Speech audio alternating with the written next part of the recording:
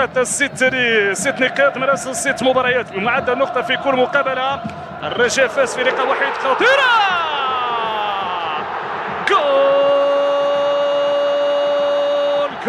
جول جول جول جول جول يبدأ الرجاء في حدود الدقيقة الثانية. هدف مباغت بعد سوء تقدير على مستوى التغطية الدفاعية والهفوة المكلفة من جانب عناصر فريق الفتح الرياضي تمنح الهدف الأول لفريق الرجاء الرياضي، فيما هنا ردة الفعل تأتي من جانب أنصار الرجاء الرياضي بعد هذا البداية. كما قلت لكم كل طرف سيبحث من أجل الدخول سريعا في أجواء هذه المباراة. لاحظوا كيف لعبت هنا من جانب سكر الأحداف العرضية بنيران صديقة تسجل من جانب المهدي الباسل في مرمى الحارس مهدي بن عبيد.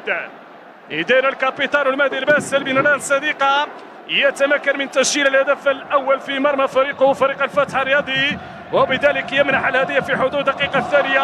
في مركز خروج راس حربة ودخول راس حربة وحسين رحيمي. يعود الحسين رحيمي لتشكيل الرجاء الرياضي، تمنح له الفرصة من جانب مدير الكبير. خليكم مع متعة المدرجات، أفضل وأجمل وأحلى ما في هذه المباراة.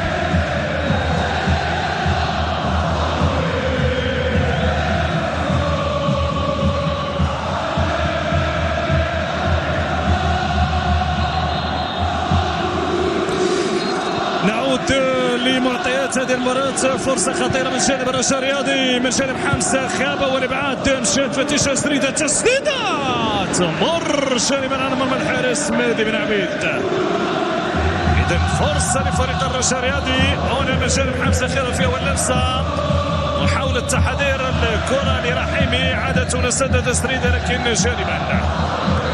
جميل الأجواء ورائعة في مدرجات المركب الرياضي محمد الخامس، ولتأت كرة القدم بهذا الملعب أرضية المركب محمد الخامس عنده نكهة خاصة. تعرفوا أجواء المباريات هنا خطيرة،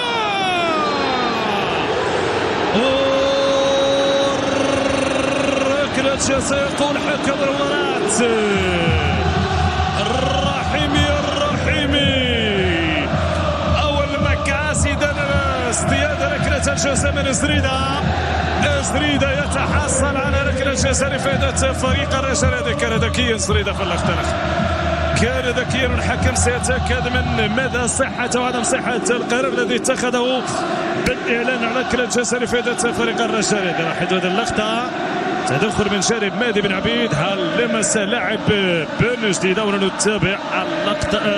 اللاعب زريدة عندهم بأنه حتى زريدة كان ذكي في هذا اللقطة. سيدة بالإنفار، مادام سيدة بالإنفار هناك شك في اللقطة، هناك شك، ومادام شك يخلي الحكمين على مستوى الفار القرار يأتي للحكم الفارق حمزة الفارق.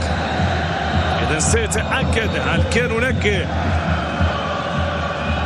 هناك لمس الرجل، هناك تدخل كان بالفعل أم حركة كان فيها يعني تحير من جانب لاعب فريق الرجاء الرياضي بين هذا وذاك. صار نتابع القرار عن يمين جانب الحكم ويريد أن يتأكد من اللقطة، هل بالفعل كان هناك الخطأ، هل كان التدخل أم كان هناك تظاهر بالسقوط. ماذا سيقول الفارق؟ هل سيتراجع عن قراره؟ يقول ليس هناك ركلة جزاء، يقول ليس هناك ركلة جزاء، وأشار بوجود أظن التسرب هنا التحايل بطاقة صفراء على زريدة. إذن يقول بأن هناك تحايل من جانب زريدة.